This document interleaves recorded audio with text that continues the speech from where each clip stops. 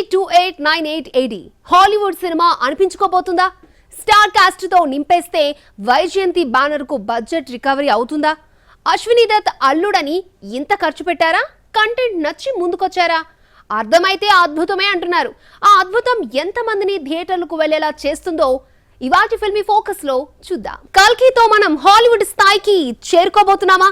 అంతర్జాతీయ సినీ ప్రేక్షకులకు మనమేంటో చూపించబోతున్నామా? హాలీవుడ్ ద్వారాలను తెరిచే ప్రయత్నంలో రాజమౌళి కంటే నాగ్ అశ్విన్ 2 అడుగులు ముందే ఉన్నాడు అనుకోవచ్చా? కల్కి 2898 AD దేశవ్యాప్తంగా ట్రెండింగ్ అయ్యే ట్రైల్లో ఉంది. ఇప్పటి వరకు ఎవరూ టచ్ చేయని కథాంశాన్ని మనవాళ్లు టేకప్ చేశారు. కలియుగం ఎండింగ్ లో గంగ ఎండిపోయిన తర్వాత కాశీ ఎలా ఉంటుందో చూపిస్తున్నారు. ఇండియన్ ఆర్కిటెక్చర్ 3000 ఏళ్ల తర్వాత ఎలా ఉంటుందనే ఐడియా ఇంప్లిమెంట్ చేశారు.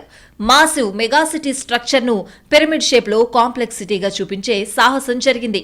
ఇన్ని ఆవిష్కరణలు జరిగాయని తెలిసాక కూడా కల్కిపై అనుకున్నంత హైప్ ఎందుకు రావడం లేదు? భైరవ యాంథమ్ ను దల్జీత్ దోసాంజియాతో షూట్ చేసి వదిలినా సరే ప్రేక్షకుల నోళ్లలో ఎందుకు నానడం లేదు? కాశీ, కాంప్లెక్స్, శంభాలా నగరాలతో దేవుడు లేని ప్రపంచ ఆవిష్కరణ గురించి మనం చెప్పుకోబోతున్న గమ్మత్తైన సంగతులు చాలా వరకు ఉన్నాయి.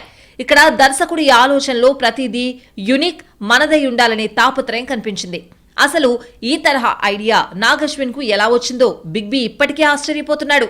ముంబై ఈవెంట్ లో తనకున్న సందేహాన్ని అమితాబ్ అందరి ముందు అడిగేశాడు.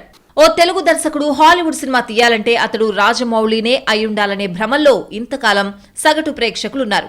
నాగ్ అశ్విన్ కూడా అంతకు మించిన సరికొత్త ప్రపంచాన్ని చూపించగలడు అనే విషయం కల్కితో నెరవేరబోతోందనే నమ్మకంలో అటు వైజయంతి టీం ఉంది.